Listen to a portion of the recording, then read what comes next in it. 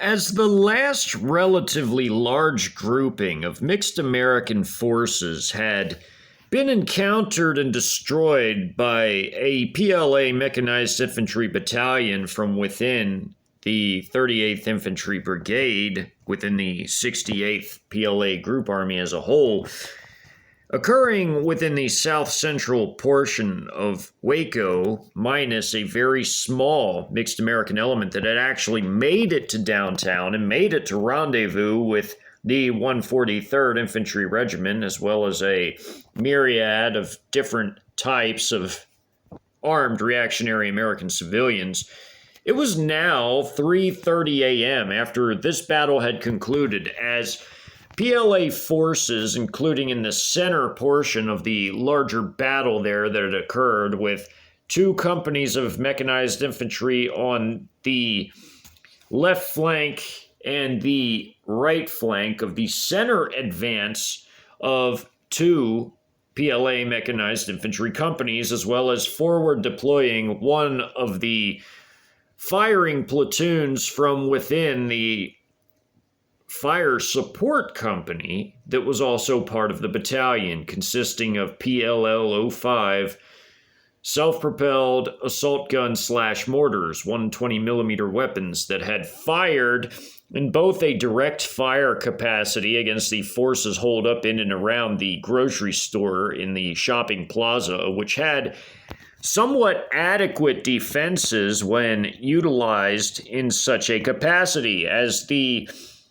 various concrete and earthen filled with bushes and shrubs abutments adjacent to all the streets that went around the shopping center served as excellent fighting positions, including even those that separated the storefronts from the parking lots area, which was right here. And as the PLA troops had to gradually fight through the urban terrain, including housing neighborhoods and also various apartment complexes that ring the shopping center near the ring road of Waco, which was 340/6, as the forces gradually advanced down the street and assaulted the forces within the compound that was the shopping center, with heavy support from their combat drone, a Wing Lung, as well as an armed high-altitude recon drone, a CH-4A, with also heavy support from the two rocket platoons from within the same fire support company as the PLL-05 platoon was a part of within this mechanized infantry battalion, firing their light artillery 130mm multiple launch rocket systems, the Type 63 systems, not to be confused with the PLA armor personnel carrier version of the vehicle of an armored personnel carrier, as these forces had moved around and outflanked the shopping center, as well as clearing various combat elements through this area up the center.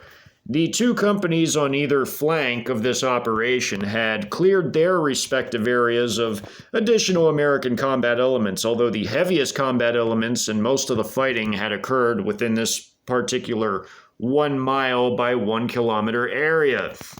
As the fighting in this particular area, right here, where these elements had been essentially herded into as they entered the battle space, attempting to make contact, as had the others that had been attacked by the combat engineers and mechanized infantry battalion, besides the one moving up adjacent to I-35, also of the 38th Infantry Brigade, and even the other grouping that had strayed off to the east that was likewise attacked by another combat engineer battalion, this one within the 8th Independent Brigade, as the fighting in downtown had been going on since early on in the fighting, as the combat in the downtown area was really picking up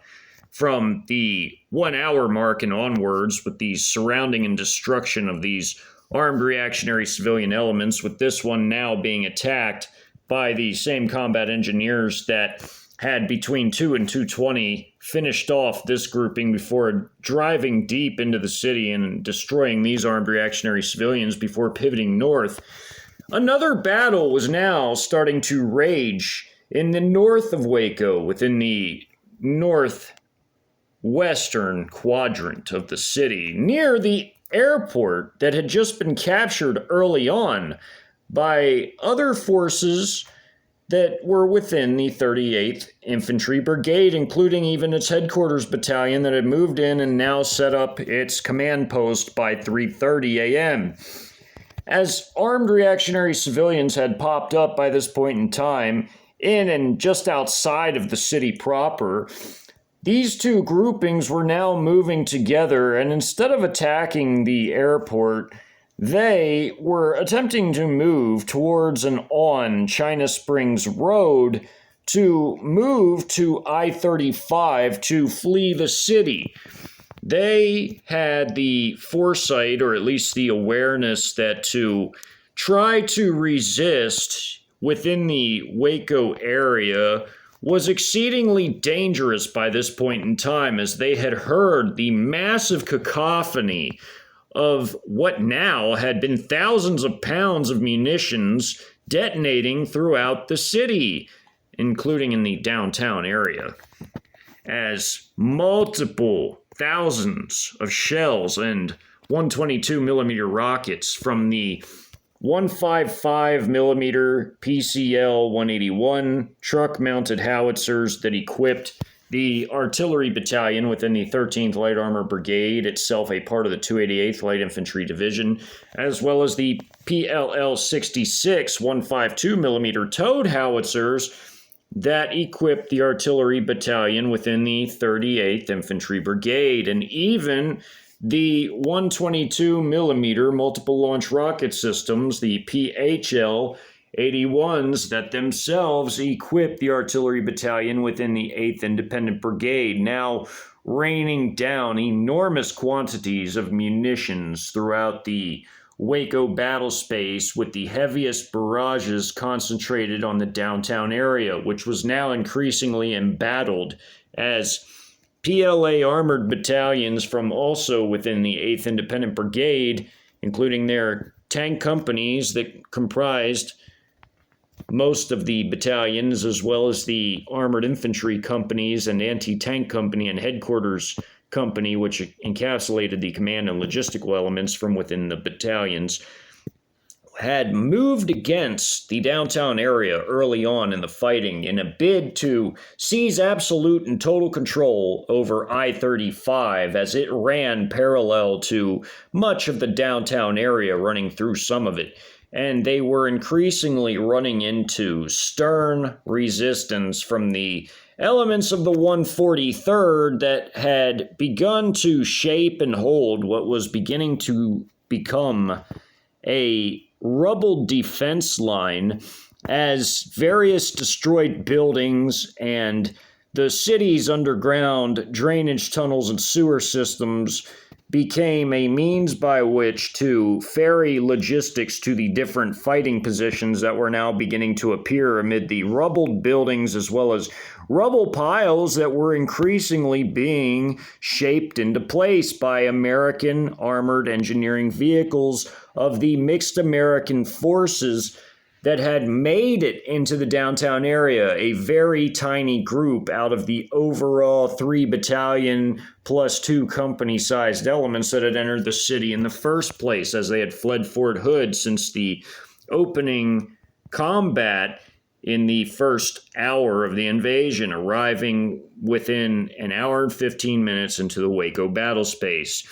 jumping from one battle space into another, which ended up being a strategic trap for them, as they had been destroyed in kill boxes, as well as being entrapped in the city and attacked directly by PLA battalions, combat engineers, and mechanized infantry, while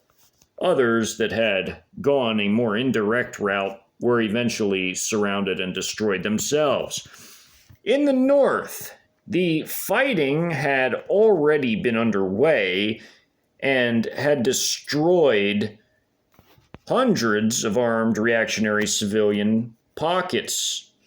as these forces had been eventually surrounded or encapsulated partly and destroyed head-on by the light mechanized infantry forces from within the 288th Light Infantry Divisions, 3rd Light Infantry Regiments, and also 14th Light Infantry Regiment, as these light infantry battalions had been they who had entered the city and surrounded these forces here, as well as surrounded these forces on 3 sides and these forces on 3 sides, as well as completely surrounding these and destroying them.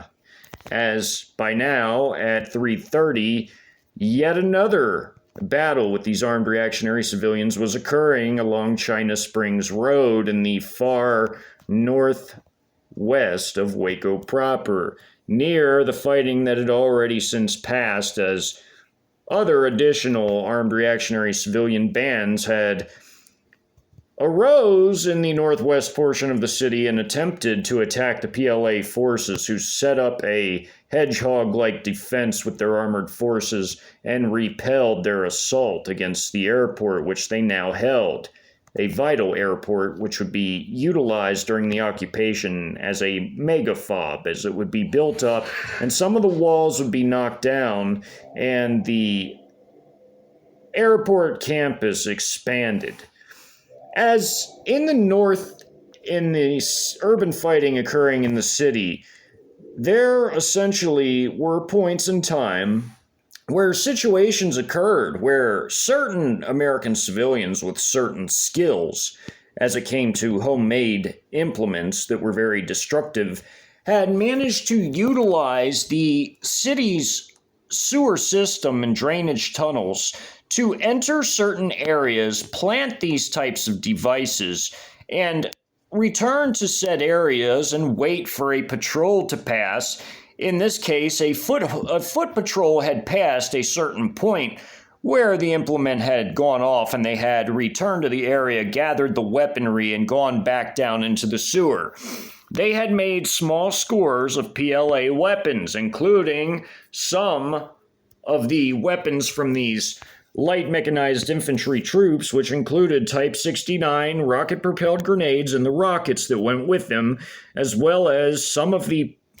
QBZ-95 rifles and even a QJB light machine gun, as they had wiped out an entire squad in this manner and essentially had made off with their weapons before another nearby patrolling squad had moved to the area to assist them. And as they had acquired these weapons, they were now able to conduct similar ambushes and using these weapons as such, as in this current animation / illustration, you can see that this Type-69 is being fired by this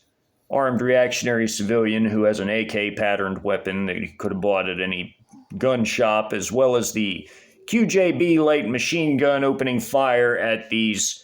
patrolling vehicles that were the ZBL-08s, the infantry fighting vehicle and infantry fighting vehicle versions. Now, the IFVs could withstand direct hits from the light armor weapons like the rocket-propelled grenade, even the anti-tank rounds, as the anti-tank rounds could damage armored vehicles, but the way that armor protection had been upgraded on many vehicles over the years had caused the vehicles to become much more durable and be able to withstand impacts of these weapons, except on the roofs of the IFVs or the roofs of the armor personnel carriers, although the armor personnel carriers had slightly lighter armor than even did the IFV versions of the ZBL-08s, and therefore could be more badly damaged with side or back hits from these weapons. Although a frontal hit was unlikely to completely outright destroy it, it could, in some cases, badly damage it. Although the American armed reactionary civilians were not always fully aware of the capabilities of these types of weapon systems, and when they employed them, they would oftentimes fire them into the front of the vehicles, although this ambush was relatively better prepared, as this man here was firing it at an angle going this way towards the side at an angle, and was trying to fire down and upon the vehicles from up on a higher rubble pile, as was this one right here going toward the possible roof of the lead vehicle, which could badly damage it if it was an IFV or an armor personnel carrier, and might KIA some of the crew members inside, or if very fortunate, destroy the vehicle if hit in the absolute most weakest point of the construction. As the armed reactionary civilians now had some of these weapons due to their ability with using certain implements, they had now implemented those into some of their defenses, including against some of these PLA armored forces. As you can see, a tracked infantry or armor personnel carrier, rather, a Type 89A right here, which equipped the armored infantry forces within the tank battalion of the armored battalion of the PLA 8th Independent Brigade, as they had two armored battalions. There was a infantry squad here providing infantry support to their tank, leading a procession of the tank company with more tanks following, as this was the lead vehicle leading a procession of the armored infantry forces with the ZBDO-4A right behind it. Sometimes they would send ahead the armor personnel carrier as a tactical measure to absorb any types of attacks from any American troops who could be wielding anti-tank or anti-armor weapons, as the armor personnel carrier was a less important vehicle to lose to an anti-armor system than would even be the ZBDO-4A, although the ZBDO-4A had infrared and laser scrambling, which made it exceedingly difficult for tanks or vehicles using laser range finding systems to target them accurately, or in some cases it could even cause certain missile systems to fly off course. As the RPG, the Type-69 being fired in this image, is being fired by an American armed reactionary civilian who had obtained one at the lead tank, which was going to do absolutely nothing to it unless possibly hitting a segment of the track and blowing off the track. But apart from that, it could do nothing to the armor of the Type-96B, as the Type-96B was a very, very well built, very powerful main battle tank like the Type-99A, and had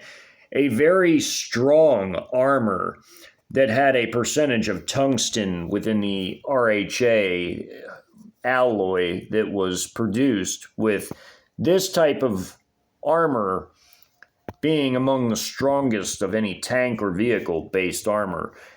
And also, there were ERA plating on the fronts of the turret and also the front of the tank as well. And more ERA plating could be placed on racks that went around the side and back of the turret, as well as skirting that could be placed on the side of where the road wheels are. However, in this particular image or illustration, there are none on this lead tank right here. As this level of fighting was becoming very common throughout the battlefield, especially in the more urban built-up downtown areas, on the periphery near where the light mechanized infantry forces were operating in the northernmost portions of Waco, the areas in this area were more suburban, or partly suburban and partly rural, or they were partly urban and suburban, such as this area right here, as shown in previous battle segments that involve these types of forces previously within the series. within the subseries of the larger invasion documentary series. As we go to the map, the fighting that was occurring along Ch1na Springs Road, which was right here, involved a single battalion from the 3rd Light Infantry Regiment who had already partaken in a previous battle and had logistically resupplied after said battle, as had this battalion as well, but this battalion was holding its position defending I-35, whereas this battalion from the 3rd had partaken in this combat here and had left a few of its companies to hold Brazos River crossings, while it had sent 3 of its additional companies along Ch1na Springs Road, and they would receive heavy artillery support, not coming from their own artillery from within the division that equipped the 13th Light Armor Brigade within their artillery battalion, within the brigade, within the division, but would be coming from the artillery battalion of the PL-66s that had equipped the firing batteries of the battalion within the 38th Infantry Brigade. As the ISR that networks the satellites and the high-altitude reconnaissance drone over this particular portion of the battle space, in this case a WZ-7, as well as quad-copter reconnaissance assets flying the short 1-mile distance over this area, had all spotted these forces beginning to congregate, forces entering from the north that could no longer cross the river right here and were going to move along Ch1na Springs and cross the river here before getting onto I-35, as that was their original intention, as it was the case with also these forces here. As there were some working class neighborhoods that surrounded the airport as well as businesses, it was a commercial / working class area. This particular area just along Ch1na Springs Road, just to the south of the bend in the Brazos River, was essentially a more upscale, middle-class suburban neighborhood, and that is where the combat was actually occurring, within this 1-by-1 mile area just to the immediate south of the river bend, where the PLA troops, the 3 companies present, were plugging up the area along Ch1na Springs Road to prevent these forces from getting anywhere near the highway, as that was the stated objective of the 288th, was to guard the northern end of the battle space, which included I-35, one of the most pressing objectives, with the other objective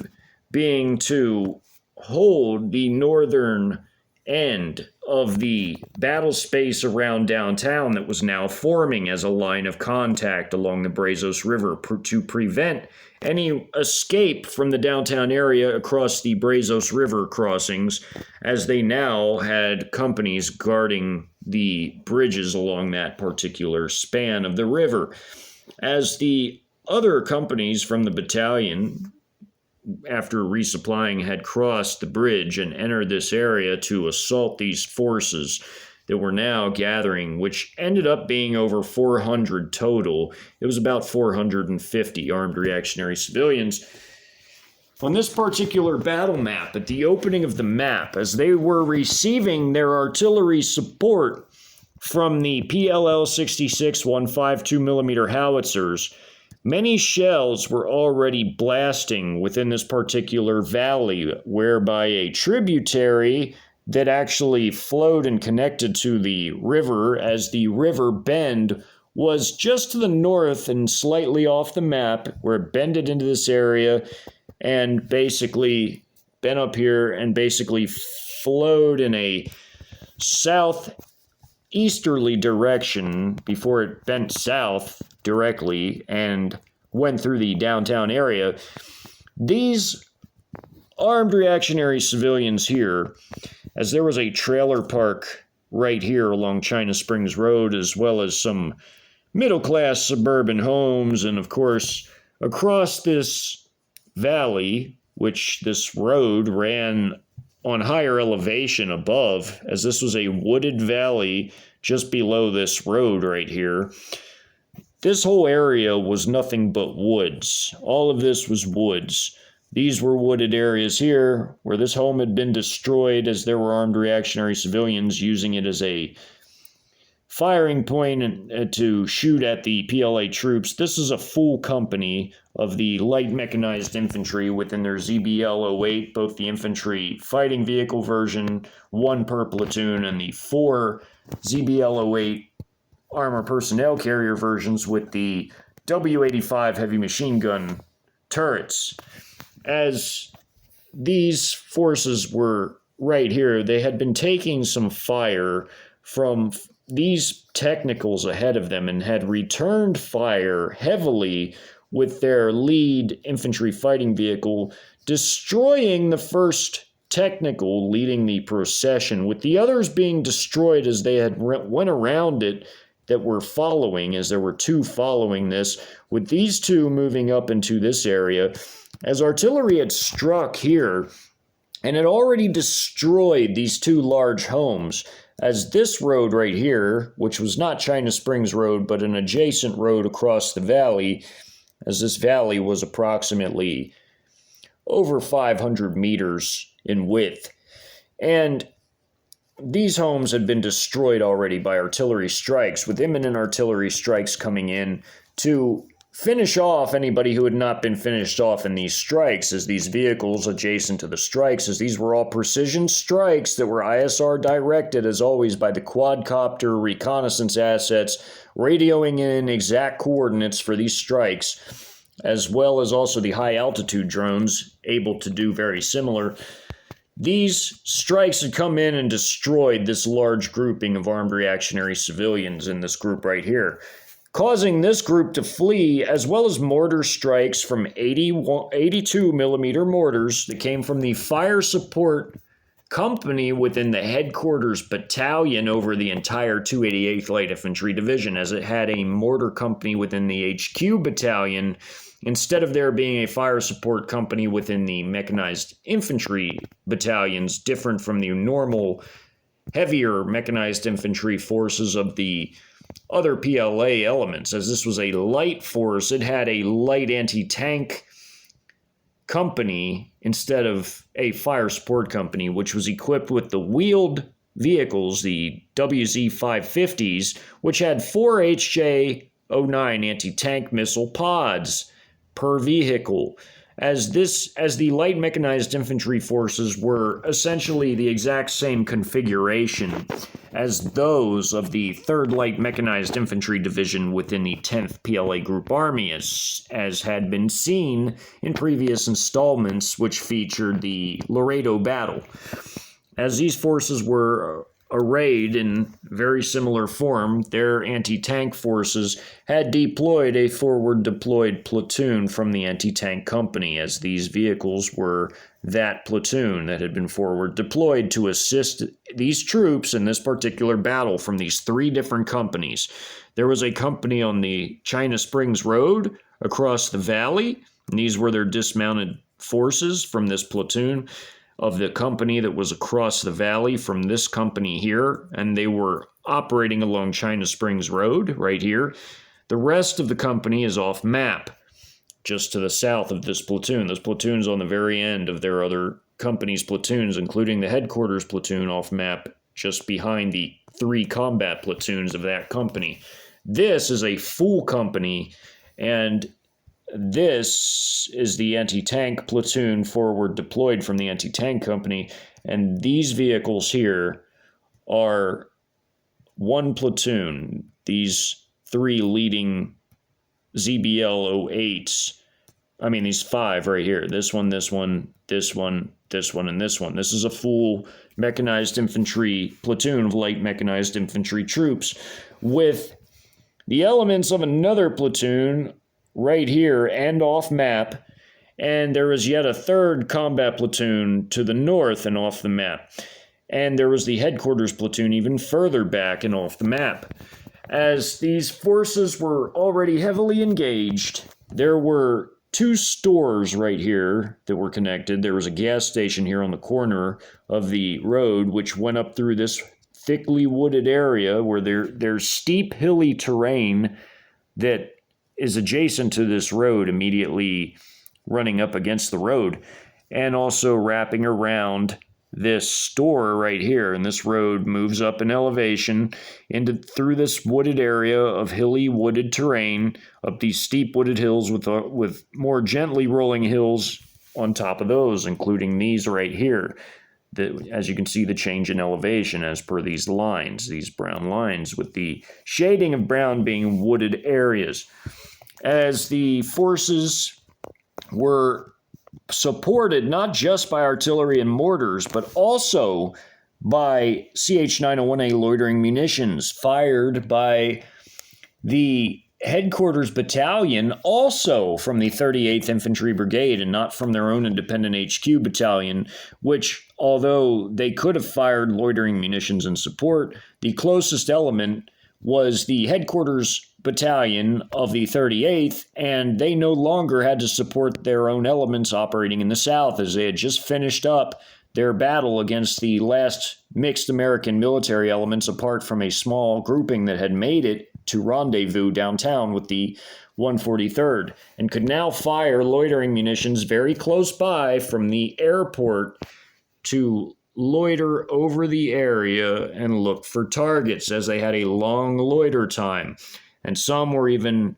moving parallel to this advancing company moving into the area, as they could strike at targets that were ahead of them if need be. But the heavy firepower from the lead IFV was more than enough to destroy these three technicals as they moved through this area. They had all been shredded up horribly and destroyed, as the fire was now being vectored into this area as they begun to move forward. There were some armed reactionary civilians down the hill that were, for the time being, safe around this embankment, the steep hill right here, as this grouping right here, as many things were happening at the same time. This grouping from this platoon right here was moving, this squad and vehicle, this being an armor personnel carrier ZBL-08, was moving here and engaging these forces in the woods and the hill. They could see them with their infrared setting and night vision setting, as the canopy was not thick enough to obscure it, and they had been firing back at them anyway, which let them know to lay down heavy 12.7 millimeter machine gun fire at these forces, while this double column rolling shield formation of their dismounted troops followed closely behind. And as that was going on, these forces were tactically covering an operation to clear this house by these forces from this vehicle. This other ZBL-08 dismounted their squad, who went in this building here and begun to clear it out, this house, through the garage,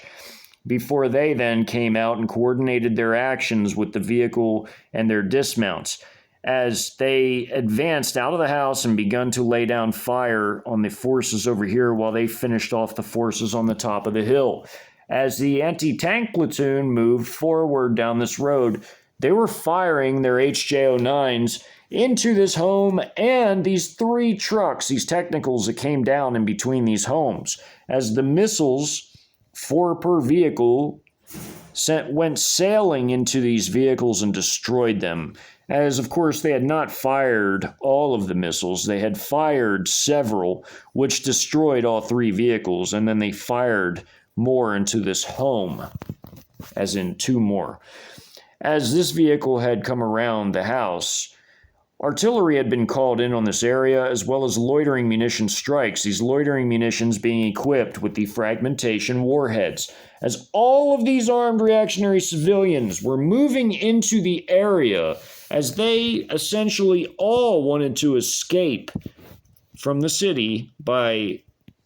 moving along I-35. As there was no more GPS and navigation, all they knew to do was look for the major highways and seek a way out by following either on them or adjacent to them, as many people had already fled and were continuing to flee the city, although the PLA tended to ignore those who had not picked fights with them or that they could see were not obviously armed, like they were about to engage them, as in equipped with small arms and dressed up in fatigues and all of that, looking for a fight. They tended to ignore them, giving them a chance to escape, as if they made themselves less obvious, they were not targeted immediately for destruction. As this platoon had spread their vehicles out in a 360-degree security perimeter with their vehicle facing this way in the back, one facing the side, one facing forward to the side, sweeping their sectors of fire, this one facing forward, and this one facing down into the valley, as mortars had been called in and struck in conjunction with heavy artillery strikes that had already KIA'd a large number of armed reactionary civilians. As that had been going on, these civilians in the wooded valley, which is more thickly wooded than this area right here behind this house, they were moving through the foliage and also through the trees and everything else down in here adjacent to this creek, which separated their two avenues of advance. And they were advancing in two general prongs on this side and two general prongs on this side, as these forces from back here already begun to try to close on their enemies, laying down heavy fire and wiping out over a half a dozen of them in the front leading this group here, and also 5 of them right here, as they had been laying down heavy small arms fire into the area. They had managed to wipe some of these personnel out as they had been at this point at the opening of the map, and now as they were starting to move by this point in the map, mortar strikes have been called in, loitering munitions with their fragmentation warheads moved in, and these forces were bounding and covering towards them tactically. This one bounding slightly ahead, then this one bounding slightly, and this one bounding, because they were firing back with assorted small arms of various calibers, as again, these were armed reactionary civilians. And they all had different types of small arms, and there was no standardization in terms of the calibers used, which would plague them later as a key logistical issue, as their myriad of different types of small arms would essentially hamper any effort to come up with any meaningful logistical system, which would eventually cause them to have to dedicate certain personnel to the process of sorting out different caliber types by type and having to keep as much of them on hand as was possible anytime they found them and were able to accrue them over time. As these forces now were bounding and covering, laying down heavy volumes of fire, this armor personnel carrier right here, not counting the infantry fighting vehicle slightly to the front, with this staggered double column formation advancing, the APC ZBL-08 moved right here and was firing down into the valley over here as the turret gunner could cant their heavy machine gun at just the right angle to hit the forces on this side, while these forces were being hit by 2 loitering munitions, heavy volumes of small arms fire fired into this direction, as well as artillery fire already having at the opening of the map eliminated a large handful of them. These KIAs just being on the outer edges of the blast radius, with many more beneath the blasts having been KIA'd of these 2 groups. The mortar having cut down a few, but these men that were just far enough away with the red around them, that signals that the shrapnel has engaged them and might have wounded them, might not have, depending on if they were wearing armor protection or if a tree was in the way and blocked some of the shrapnel, and so on and so forth, with only 2 being KIA'd from the mortar. As these mortars began to fall in this thickly wooded area here, in conjunction with the loitering munition and all of the heavy small arms fire, light rocket-propelled grenade fire from the anti-personnel RPG rounds from the Type-69 Ch1nese RPGs, also the occasional anti-tank missile like an HJ-08 flying through the woods and smacking into the trees and blasting chunks of debris and deadly splinters, and also the shrapnel from the missile everywhere. Many of these forces had been completely and totally KIA'd. As they tried to get up to this hillside and get up to the road, they had all been cut down by all the shrapnel of all these weapons and also the deadly debris and splinters created, as well as the rounds being fired into them from the small arms fire. As that was occurring,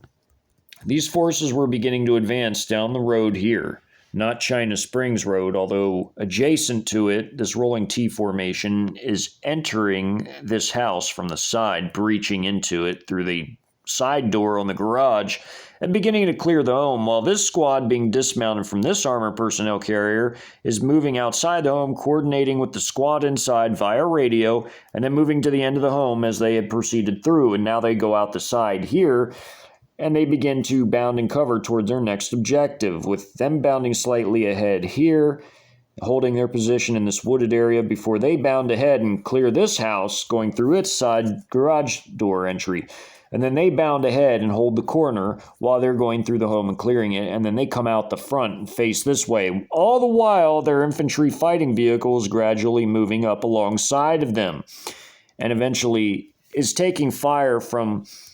these two pickup trucks joined by these two, and an all-terrain vehicle in between them with two men in it, moving up adjacent to the trailer park while these two trucks moved out and joined them from inside of it, with this one sitting right here by the fencing that was against the wooded area. As these squads came out, they began laying down fire as their ISR assets spotted these Americans first and made them able to vector all their firepower precisely and destroy this technical with the armed Americans in it that were from the trailer park, with there being other armed Americans who had left their trailers moving into this part of the trailer park that would re-vector their advance and move this way. As these vehicles move forward, the 35 millimeter autocannon, Gatling autocannon, with its devastating armor-piercing HE rounds, completely shredded through all these vehicles, all four trucks as they came around the bend here, as well as the ATV. It just completely wiped them all out in essentially what was a single stream of rounds flying their way, as these squads now advanced to the edge of the trailer park fence and were now coming over it. When these forces began moving to the end of the trailer park and laying down fire, but they had been shot through these different trailers, shredding them up, as many of them lacked body armor, as again, most people in America, although there were increasingly more and more people buying protective equipment like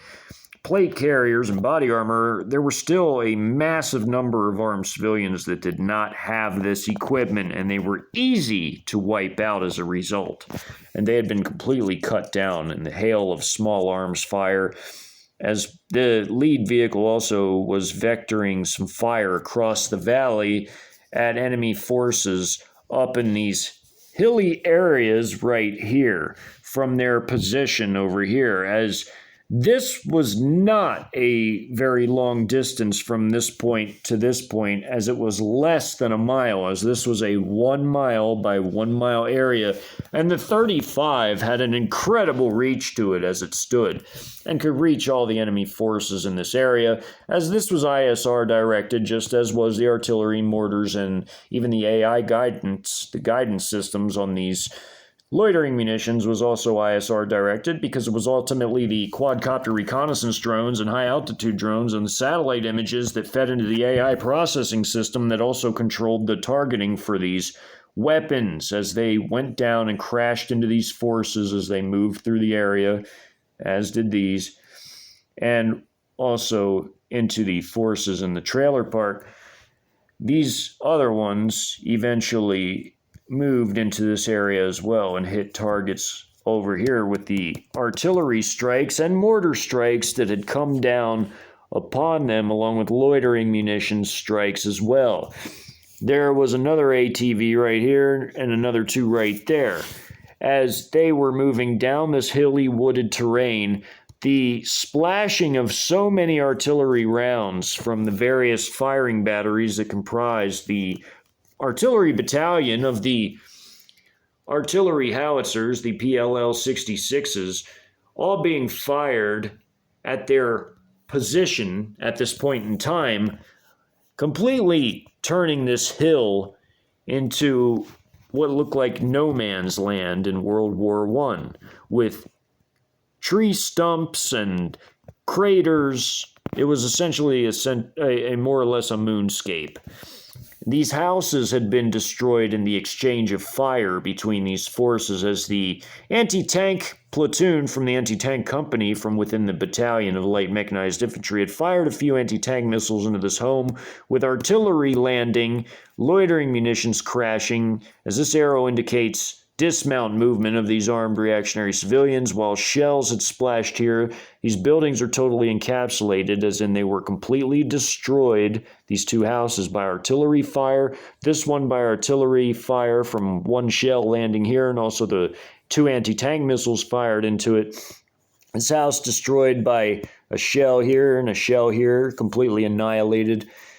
These trucks early on in the fighting, making it here, had been destroyed by loitering munitions, as well as the fire coming from these forces uphill as they emerged from the home after eliminating these forces. While this vehicle and the troops that cleared the house advanced together around the hill, but fired down into these forces as these vehicles had made it here. They had guarded their flanks, firing down into them and these buildings before then moving to the edge of this road up the hill, as the dismounted squad faced this direction and they faced this direction. As they were taking fire from up in the woods, they were returning fire against these forces. As this was happening at the same time as these advances, and the fire was being exchanged briefly before loitering munitions and artillery had struck the area. This all happened very fast,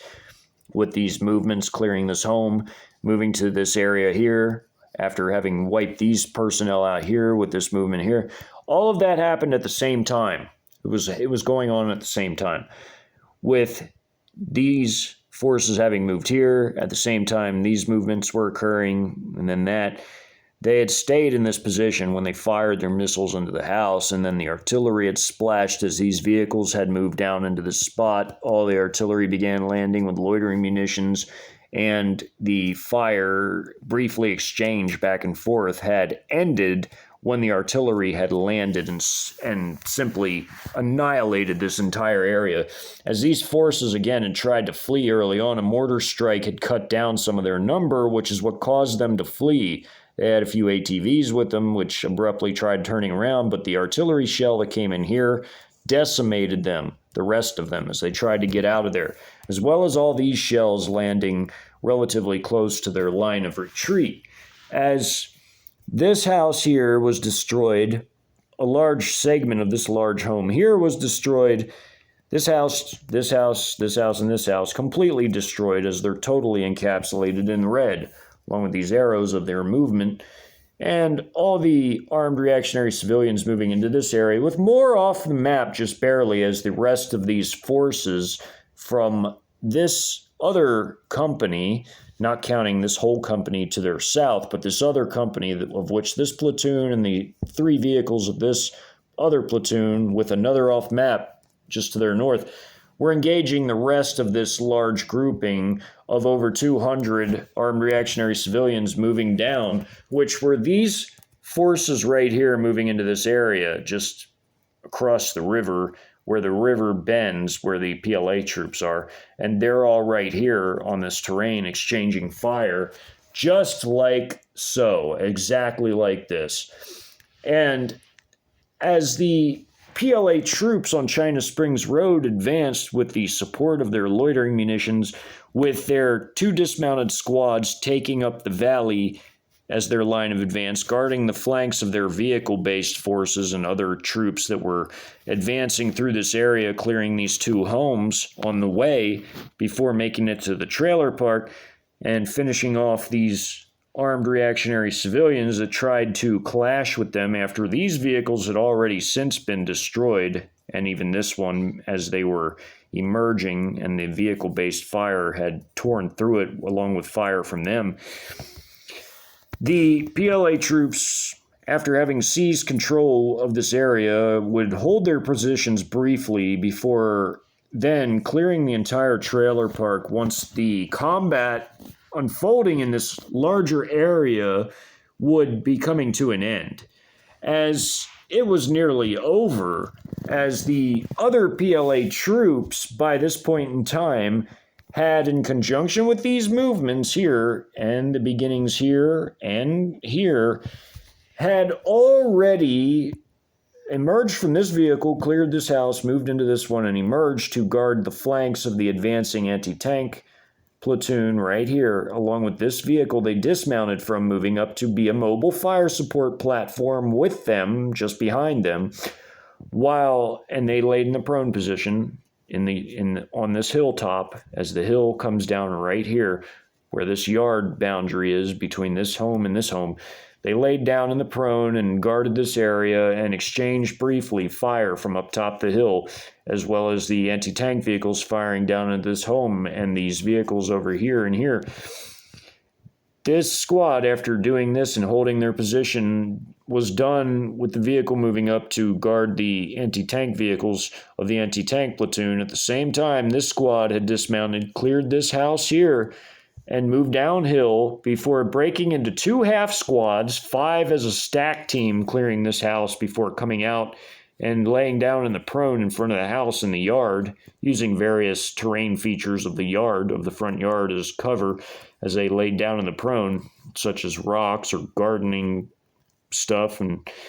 the other half squad moved alongside the garage between these 2 houses and held their position also in the prone position right here. And we're firing into and through this house at these personnel right here that were trying to hide behind it and fire around it, as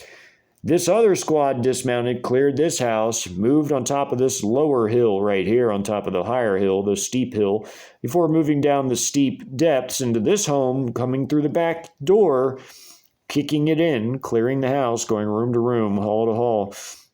before going out the front door and likewise holding positions here, exchanging fire with these personnel and more that were off map and to the north. As again, there was a whole other platoon besides these 2, one in the back and the headquarters platoon even behind them, but of combat platoons, there was 1 with a vehicle here, 2 here, and 2 more off map.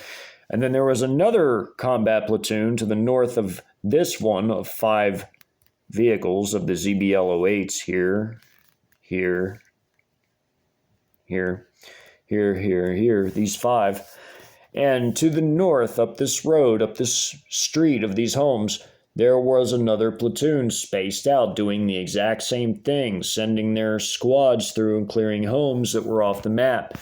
as they held a line of contact right here with the armed reactionary civilians who were increasingly being shelled on and off the map. Although the fighting to the north was not as severe as the fighting here, because most of the 450 reactionary armed civilians were operating in this 1 by 1 mile area, with very few additional operating to the south of Ch1na Springs Road, which ran right here and through this area that eventually led past the airport. And also, there were very few operating off map, although there were some. Most of them were coming down this way here, of the half of the reactionary armed civilians, as in those who came from outside the city and were trying to get across the river by taking the bridge across Ch1na Springs Road to this area, as other bridges had since been destroyed by this point that were at least within the Waco battle space, and they had to look for other ways to cross, as missiles had hit some key bridges that spanned the river just outside of the city, too, partly as a blocking measure to keep enemy vehicles and personnel within the city area, within the battle space in certain areas, making it easier for them to control specific areas, as it would force certain enemy forces to channel their resources through certain points, as it related to enemy personnel that were outside of the major last bit of fighting that was now occurring in the downtown. As this was done very early on in the invasion, as it was still extremely early on in the invasion, as by the time this action ended, as it started at 3:30, it would end at 4:30, as all of this fighting, including just slightly off map as more armed civilians were moving through the area, would go on for a total hour, as it took from the time these forces arrived into the area to the time they started gradually on foot and in their vehicles accompanying their foot-based dismounts, moving through this whole area. And then even after the fight, most of the major fighting wrapped up, they would continue to move through and clear any remaining somehow still alive enemy personnel from the vicinity, as the ISR assets had basically located every one of the armed reactionary civilians down to the man. And they saw everywhere they had attempted to go into and take cover within, and they would be searching every last area that there had been known sightings of these enemy personnel within and clearing them. After the major artillery, mortars, loitering munition strikes had wrapped up in conjunction with all the ground-based fire that had been going on as these forces advanced through the map. As they halted throughout this area here, they would move beyond and clear the battlefield, doing their battle damage assessments and getting rid of any of the holdouts that still remained, or capturing them if they were willing to surrender. The fighting was savage and vicious, and these personnel were actually the ideal personnel to use in this particular instance because they were light infantry and they could operate in thickly wooded environments as well as other types of environments, but they were ideal types of forces for this battle. In the next battle map, the fighting in downtown between the PLA forces and the 143rd and their accompanying armed civilian elements